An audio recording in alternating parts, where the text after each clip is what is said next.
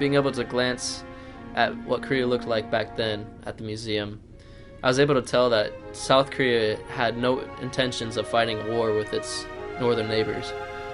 There was very little artillery able to defend them. It was a slaughter by the North Koreans, who were fully prepared for a war. Hearing stories of the people from the museum, I was able to realize that the older generation today that went through that war, they really do have some dedication and some hard times in their past that they're able to reflect back on. And it makes me as a younger citizen of the United States want to learn more about the history between the Korean War and the Americans and the North Koreans. September 1950.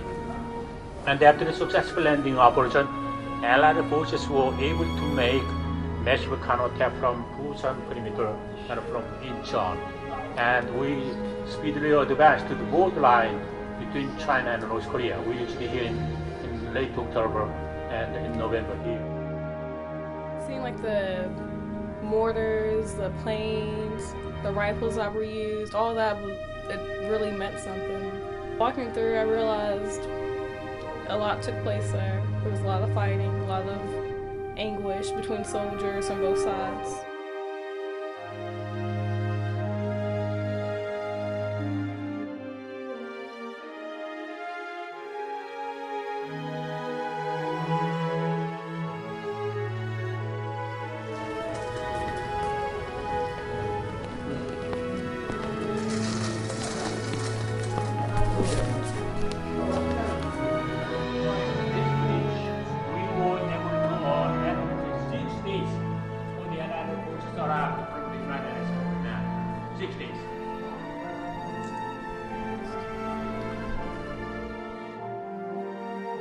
So many dog tags that they used to make the teardrop of so many people that lost their lives.